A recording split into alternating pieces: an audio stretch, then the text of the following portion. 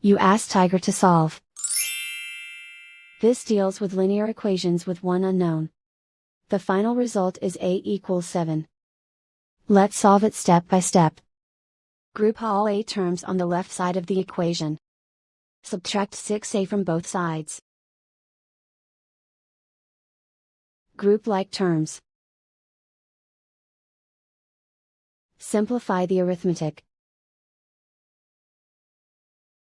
Group like terms. Simplify the arithmetic. Group all constants on the right side of the equation. Add 1 to both sides. Simplify the arithmetic.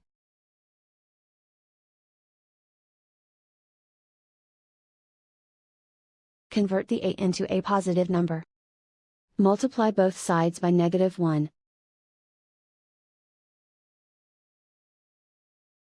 Remove the ones. Simplify the arithmetic. And so the final result is a equals 7.